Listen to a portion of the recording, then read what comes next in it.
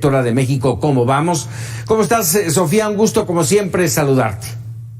Paco, igualmente, muchas gracias por el espacio. Muchísimas gracias. A ver, ya hablamos en este espacio hoy de pandemia, de inflación, de pérdida de empleos que finalmente fueron el pan de cada día del año pasado. ¿Cómo pinta 2022?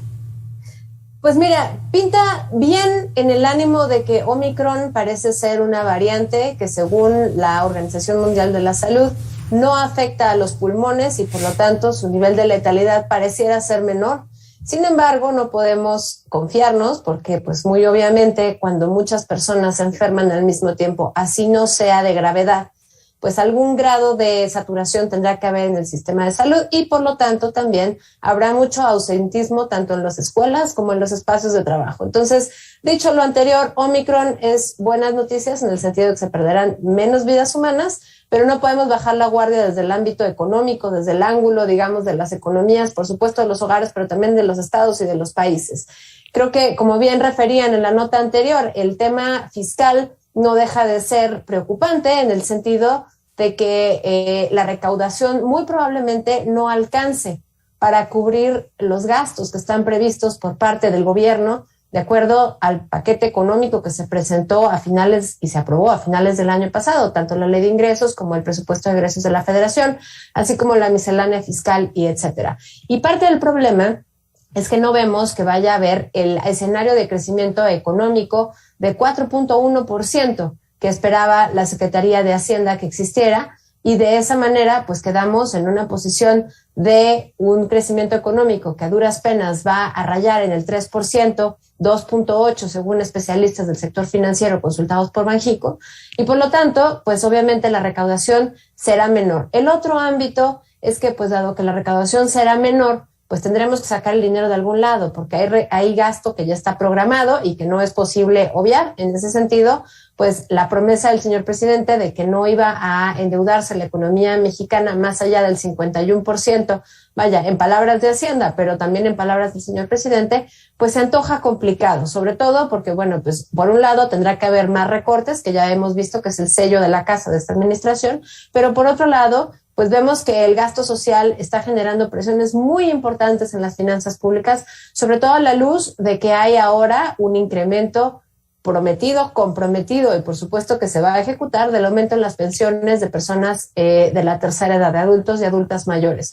En ese sentido, pues una vez más no se trata de que gastemos menos en nuestras personas de la tercera edad, simplemente que seamos fiscalmente responsables, y dado que este año no hubo reforma fiscal, se antoja también muy complicado que en los próximos 3 años exista un cambio en la ampliación, digamos, de la base gravable, a pesar de que hemos visto pues una serie de medidas que van en el sentido correcto, como es que haya una obligación por parte de todos los mayores de edad a que se registren en el RFC. Y cuando digo esto, no es porque a mí me guste pagar impuestos, sino, sin embargo, porque sé que necesitamos tener una base gravable más amplia, y esto atiende uno de los principales problemas del mercado laboral mexicano, que es que 6 de cada 10 empleos en México son informales. Eso implica que, por supuesto, esos empleos no están pagando cuotas de seguridad social, ni los empleados ni los empleadores, ni se está pagando, digamos, el IVA ni el ISR por la generación de riqueza que implican esos empleos. Entonces, por un lado, se está intentando captar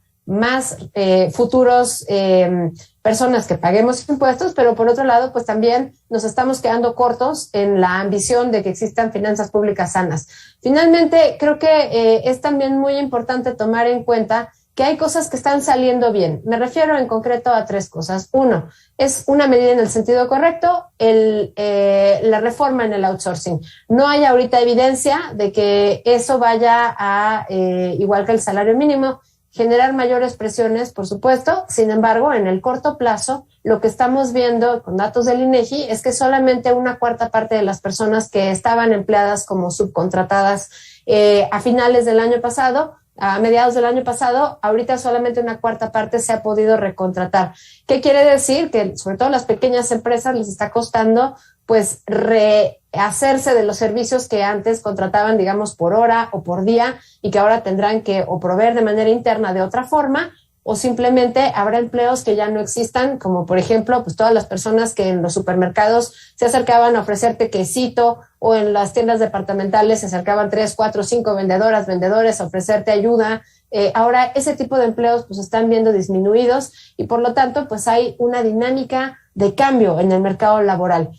La segunda cosa que creo que está saliendo bien es el incremento al salario mínimo que vimos que se incrementó en 22% en un acuerdo tripartita, lo cual siempre son buenas noticias, sobre todo a la luz de que tenemos apenas el poder adquisitivo que se tenía en 1985. Paco, quiero que resuene eso. Estamos en el poder adquisitivo de 1985, por lo tanto, no hay indicios de que vaya a haber presiones inflacionarias por parte del aumento del salario mínimo, insisto, porque además fue un acuerdo tripartita. Y finalmente creo que la tercera cosa que está saliendo bien, además del aumento al salario mínimo, además de el outsourcing, pues es poner en la agenda el tema de la desigualdad y la pobreza son angulares. Ahora, entre las cosas que no están saliendo bien, pues está por supuesto el crecimiento, la desaceleración. Cerramos el año pasado con un menor tamaño de nuestra economía al que teníamos a mediados del propio año pasado. Y bueno, pues necesitamos voltear a ver las finanzas públicas nuevamente para que no vayamos a intentar tener más programas sociales de los que podamos financiar y por supuesto hay que mejorar a quién se los estamos asignando porque el dinero es sumamente escaso como para que se estén asignando de manera imprecisa, ayudando a quienes menos necesitan esos programas sociales. Oye, después, Sofía, después de esto que acabas de señalar que se está haciendo bien y lo comparto contigo, pero no puedo dejar de ver tres temas. Inflación, que está subiendo, desempleo, que está creciendo y, por supuesto, también creciendo la pobreza. Tienes toda la razón en el sentido de que son temas que no podemos perder de vista y creo que aquí el meollo está en que los programas sociales se enfoquen justamente en las personas que más necesitan esos programas sociales, porque insisto, no se trata de dar menos, simplemente de darlos de la manera adecuada, porque como bien refieres, pues la pobreza extrema está en niveles alarmantes, con alrededor de 11 millones de personas que no pueden comprar comida ni siquiera con el apoyo de esos programas sociales. Y tenemos además 50 millones de personas que viven en hogares donde el ingreso laboral, no los programas sociales, pero el ingreso derivado del trabajo no alcanza para comprar la comida diaria. En ese sentido, vemos con mucha preocupación que efectivamente pues la inflación es un tema que debe ocuparnos y preocuparnos y debiéramos ver que el gobierno reaccionara con más medidas para prevenir que la pobreza siguiera avanzando y sobre todo, y aquí quisiera ser verdaderamente enfática, en que más niños regresen a la escuela, porque tú miras, oye, estamos hablando de pobreza, ¿qué tiene que ver la escuela? Bueno, la medida que en el largo plazo nos va a decir qué tan mal nos fue en la pandemia, va a ser cuántos niños, cuántas niñas dejaron de asistir al colegio. Porque sabemos con datos del INEGI que 5 millones de niños, niñas dejaron de ir a la escuela del ciclo anterior a este ciclo. Por lo tanto, tenemos que ponernos pilas porque el acceso a la educación es prácticamente el detonante de la movilidad social, que de por sí en México es muy baja y es una condena además de perpetuación de la desigualdad y de la pobreza si no volteamos a verlo. Entonces, creo que en este momento lo que tenemos que pugnar son dos cosas. Uno, sí medidas para que no haya más personas, más hogares que caigan en pobreza, por supuesto.